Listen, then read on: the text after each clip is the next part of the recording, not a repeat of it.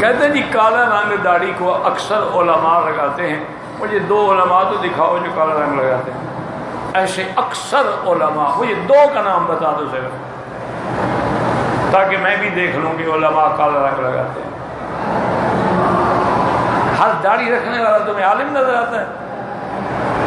یہ کس نے کہا ہے؟ آپ علماء کبھی نہیں لگاتے، اگر وہ لگائیں گے تو اس میں مہندی ملا کے اس کو براؤن یا ڈارک براؤن یوں کر دیتے ہیں، وہ تمہیں دور سے کالا نظر آتا ہے، قریب بیٹھ کے دیکھو گے تو وہ بالکل بنی رنگ کا ہوگا۔ باقی داڑھی پر کلر لگانے کا جہاں تک حکم ہے وہ تو جائز ہے، بلکہ لگانا چاہیے، کیونکہ ایک حدیث مبارک میں یہ بھی آتا ہے، ترمذی شریف میں وہ حدیث ہے کہ غیر الشیب ولو بشیء، حضور نے فرمایا کہ سفیدی کسی چیز سے تبدیل کیا کرو، رنگ لگایا کرو۔ حضور صلی اللہ علیہ وسلم کو جو محبوب تھا وہ تھا مہندی، حنا اور قطب۔ حضور نے تو نہیں لگایا، کیونکہ حضور کے تو صرف 17 بال مبارک سفید ہوئے تھے۔ اب دیکھیں نا صحابہ کا عشق، بال بھی گنے ہوئے ہیں کہ کتنے سفید ہوئے ہیں، اتنی نظر تھی حضور کے چہرے پر، حتیٰ کہ ایک دن حضرت صدیق رضی اللہ تعالیٰ عنہ نے عرض کیا کہ یا رسول اللہ شبتا، حضور آپ کے تو بال سفید ہو رہے ہیں، آپ تو بوڑھے ہو گئے۔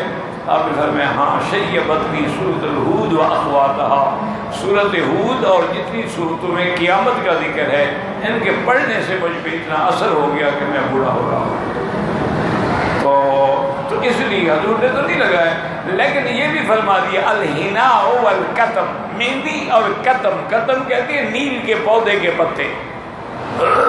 بہرحال موٹی بات یاد رکھو کہ کالا رنگ نہ لگاؤ، کالی ڈائی نہ کرو، اس کے علاوہ جو مرضی ہے کرو، مہندی لگاؤ یا مہندی میں کچھ تھوڑی سی کالی دوائی بھی ملا لیں تو وہ رنگ براؤن ہو جائے گا، کالا نہیں رہے گا، تو وہ بھی جائز ہے، بس صرف بالکل یعنی پیور کالا نہیں لگانا چاہیے۔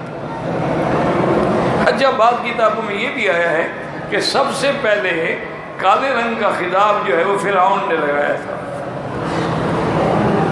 اللہ عالم، بہرحال فرعون نے لگایا ہو یا نہ لگایا ہو، بزرگوں نے اور کتابوں میں منع ہے، اور بعض علماء نے فقہا نے اجازت دی ہے کہ اگر کوئی آدمی مجاہد ہے، جہاد پہ جا رہا ہے تو وہ لگا سکتا ہے، تاکہ دشمن کو معلوم ہو کہ جوان آدمی۔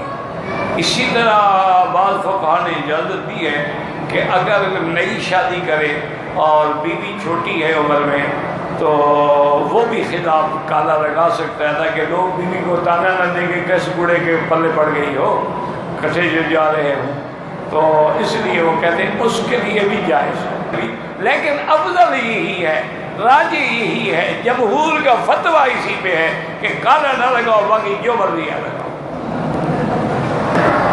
کہتے جی کہ حضرت بخاری شریف میں ہے داڑھی کو اپنی حالت پہ چھوڑ دو، بالکل ٹھیک ہے، لیکن ائمہ اربعہ کا اتفاق ہے کہ ایک مشت ہو۔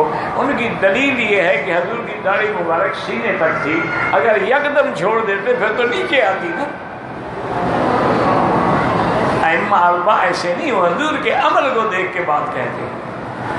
داڑھی کٹانا یا اسرا پھروانا بالکل حرام ہے، اور ایک دفعہ تو گناہ صغیرہ ہے، بار بار دفعہ جب کٹائے گا تو کبیرہ ہے، اور گناہ کبیرہ کا مرتکب جو ہے وہ فاسق ہوتا ہے۔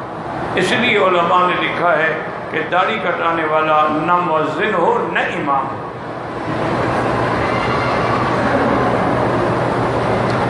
اگر نہیں تو کاٹنا جائز ہے، بالکل اس کو گول کرانا جائز ہے، یا خود میں اطراف لحیت ہی عجیب آدمی ہو تو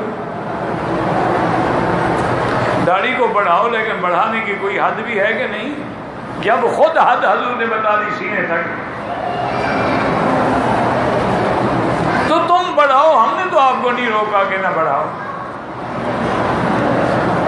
2 امام ہیں، دونوں کی داڑھی نہیں ہے، ان کے پیچھے کوشش کرو نماز نہ پڑھو، کسی ایسی مسجد میں پڑھو جس کی داڑھی ہو، باقی نماز ہو جاتی ہے۔ ایک بات یاد ہے، صلو خلف کل بر و فاجر، اچھا ہے برا ہے اس کے پیچھے نماز پڑھ، نماز ہو جاتی ہے۔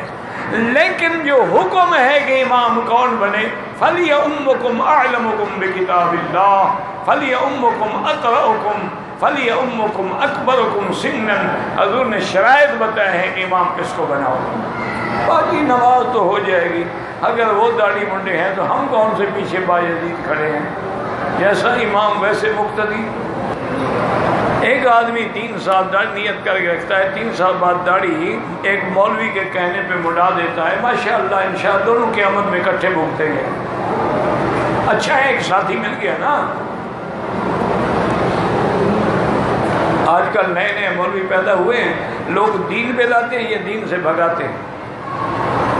کوئی 4 رکعت سنت پڑھنا، 4 رکعت کا ہے، 2 رکعت ہے، 4 رکعت تو ہے ہی نہیں، پہلے 2 چھوٹیں گی پھر انشاءاللہ وہ بھی چلی جائے۔ اللہ ہدایت دے۔ ہم تو دعا کرتے ہیں، ان کے لیے بھی دعا کرتے ہیں۔